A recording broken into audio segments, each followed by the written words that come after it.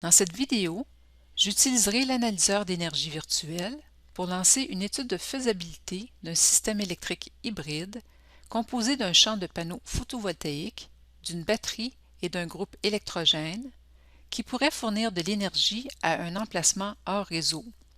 Le système proposé sera comparé à un cas de référence constitué uniquement d'un groupe électrogène à moteur diesel.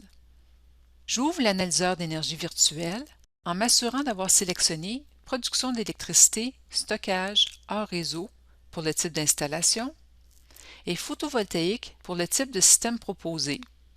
Ensuite, je sélectionne l'archétype d'une charge de 24 kWh par jour, satisfaite par un groupe électrogène dans le cas de référence, et par un système photovoltaïque, une batterie et un groupe électrogène dans le cas proposé.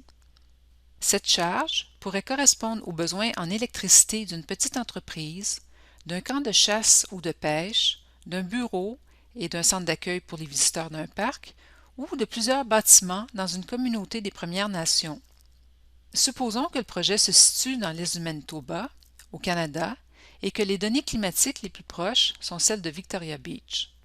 Après avoir sélectionné ce lieu, il suffit de cliquer sur « Calculer » pour que RedScreen configure les entrées de cette analyse. Nous trouvons des données climatiques pour ce site sur la feuille de calcul Lieu. Sur la feuille de calcul Installation, nous pouvons confirmer que RedScreen est configuré pour une étude de faisabilité dans laquelle l'utilisation d'un groupe électrogène sera comparée à celle d'un système photovoltaïque avec accumulateur et groupe électrogène. Je pourrais remplir les autres entrées sur la feuille de calcul Installation si je le souhaitais, mais je m'intéresse plutôt à la feuille de calcul Énergie. Au bas de cette feuille, on trouve une description des hypothèses formulées lors de la création de l'archétype. La seule information pertinente de cette feuille en lien avec l'électricité et les combustibles est que le diesel consommé par le groupe électrogène dans le cas de référence et dans le cas proposé coûte 1,20 $ le litre. Les coûts du gaz naturel et l'électricité sont aussi indiqués, mais ne sont pas utilisés dans cette analyse. La page Système de production d'électricité et caractéristiques de la charge montre les paramètres décrivant le groupe électrogène dans le cas de référence et la charge pour le cas de référence et le cas proposé. Le moteur à piston consomme 23 000 kJ d'énergie sous forme de combustible diesel par kWh d'électricité produite. Cette consommation spécifique est assez élevée, ce qui indique une faible efficacité car la capacité de 3,5 kW du groupe électrogène est beaucoup plus élevée que la charge moyenne de 1 kW. En effet, si le groupe électrogène fournit de l'énergie de façon continue, cela signifie qu'il fonctionne fréquemment à faible charge, ce qui le rend inefficace. Les coûts annuels d'exploitation et d'entretien sont importants et, en combinaison avec le coût du diesel consommé, il en résulte un prix d'électricité élevé, de plus d'un dollar canadien par kilowattheure dans le cas de référence. Cela semble extrêmement cher, mais c'est la réalité de la fourniture d'électricité sur de nombreux sites hors réseau. Le coût total de l'électricité pour le combustible et l'entretien régulier est légèrement inférieur à 9 000 $ par an dans le cas de référence. La charge est de 1 kW de courant alternatif en moyenne, soit 24 kWh par jour, pour le cas de référence et le cas proposé. Pour ce dernier, la corrélation ressource intermittente-charge est nulle. Ce paramètre décrit qualitativement la corrélation entre la ressource solaire, éolienne ou hydraulique et la charge. Par exemple, pour un projet photovoltaïque comme celui-ci, une charge d'éclairage allumée uniquement la nuit aurait une corrélation négative, indiquant qu'elle doit être entièrement alimentée par la batterie. Un ventilateur qui ne se mettrait en marche que pendant les périodes ensoleillées aurait une corrélation positive, ce qui indiquerait que l'énergie passerait du champ photovoltaïque à la charge sans être d'abord stockée dans la batterie. Enfin, une charge constante ou une charge à combler à des moments aléatoires du jour ou de la nuit aurait une corrélation nulle car une partie de l'électricité serait fournie directement par le champ photovoltaïque et une autre par la batterie.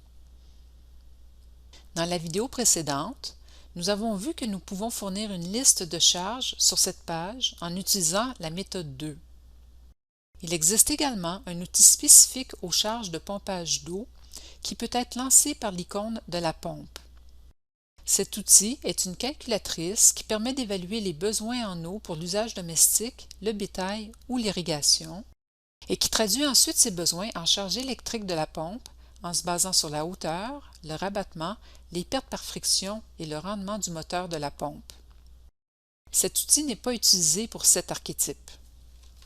La case à cocher « Portion d'utilisation dans le mois » permet de préciser s'il y a des mois où le système n'est pas utilisé ou s'il est utilisé seulement une partie du mois.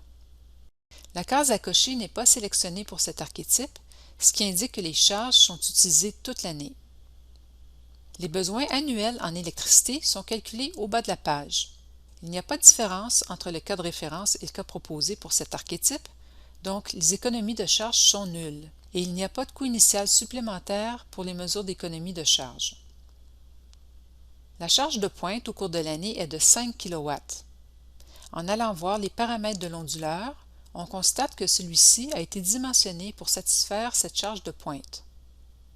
Le rendement est de 85%, ce qui semble faible, mais rappelons qu'avec une charge moyenne de 1 kW, il fonctionnera souvent à 20% ou moins de sa capacité nominale, ce qui peut être inefficace. Nous pouvons augmenter la valeur du rendement si nous trouvons que 85% est trop pessimiste. Un coût légèrement inférieur à 3 000 canadiens a été alloué pour l'achat de l'onduleur. Étant donné que le système proposé comprend un groupe électrogène de relève, nous n'avons pas besoin d'une grande autonomie de batterie. Celle-ci est définie comme étant le nombre de jours pendant lesquels la charge peut être alimentée uniquement par les accumulateurs, initialement à pleine charge, sans aucune entrée d'énergie du groupe électrogène ou des panneaux photovoltaïques. RedScreen a d'ailleurs proposé une autonomie de batterie de 1,5 jours pour cet archétype. Le rendement de la batterie d'accumulateur tient compte des inefficacités coulombiennes et de tension et est de 80% dans notre exemple. La batterie ne doit pas être déchargée régulièrement sous une certaine limite pour éviter le vieillissement prématuré des accumulateurs. Ici, cette limite a été fixée à 50%. Les pertes associées au régulateur de charge sont minimes. La quantité d'énergie qui peut être retirée d'un accumulateur est réduite lorsqu'il est froid.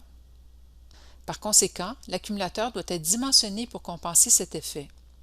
On doit donc indiquer si les accumulateurs seront à la température de l'air ambiant extérieur, à une température constante spécifiée, comme par exemple dans un espace climatisé, ou à la température ambiante, mais équipés d'un système de chauffage ou d'un autre mécanisme qui s'active pour empêcher que leur température ne descende sous un seuil minimal spécifié.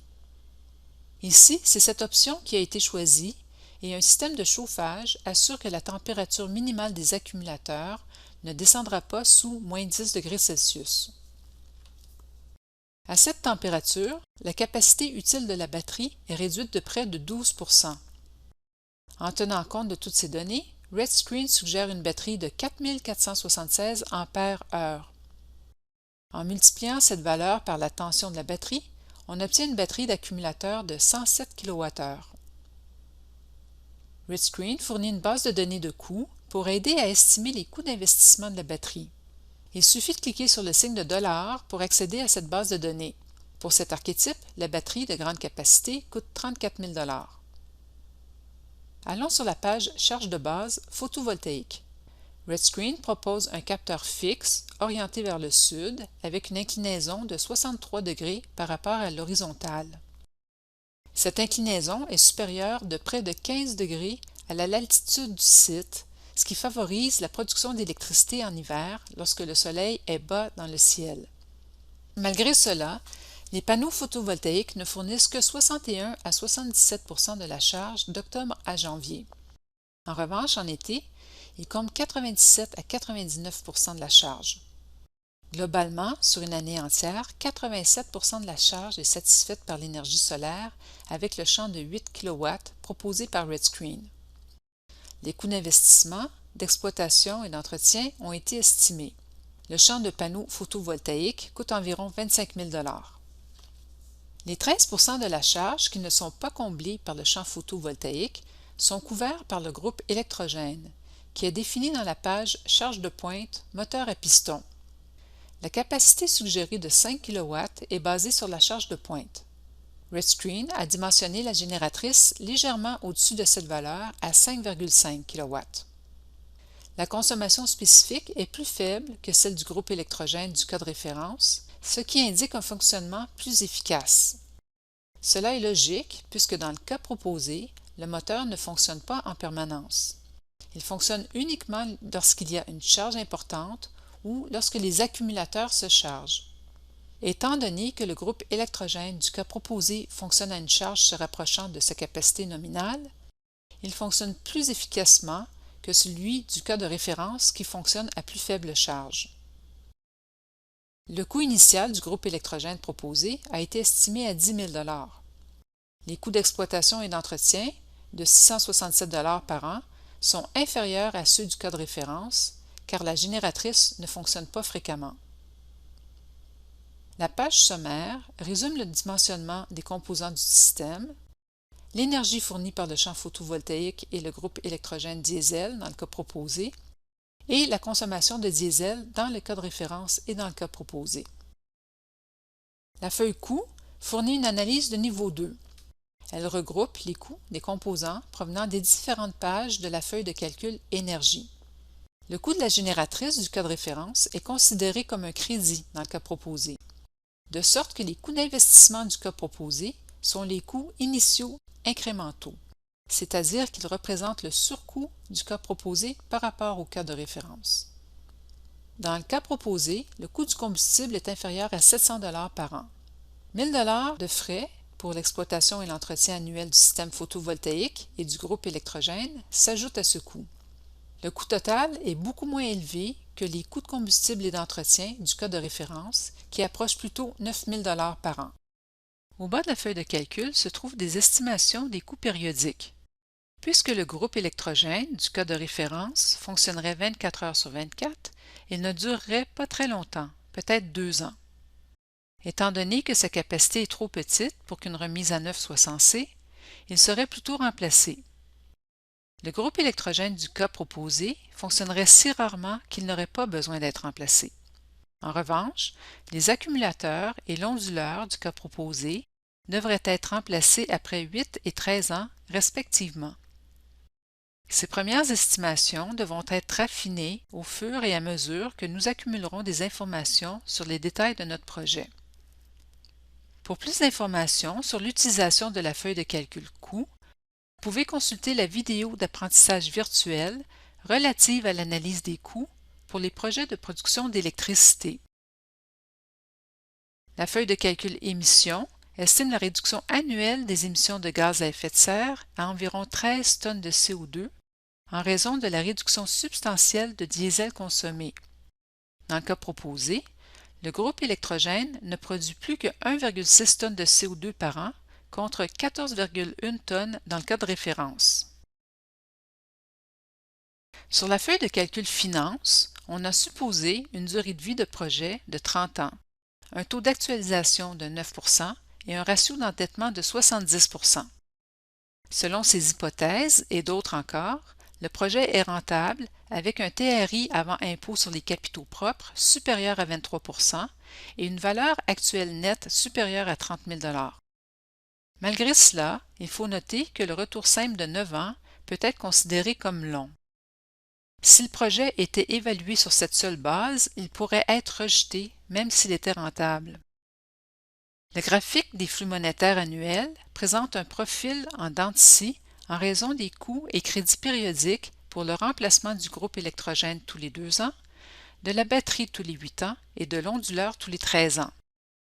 Notez que le temps de retour sur les capitaux propres de 9,1 ans n'aurait été que de 4 ans si le remplacement des accumulateurs à l'année 8 n'avait pas fait repasser le graphique des flux monétaires cumulatifs en territoire négatif. Ceci conclut cet exemple d'utilisation de l'analyseur d'énergie virtuelle pour configurer rapidement RedScreen pour une étude de faisabilité d'un projet hors réseau.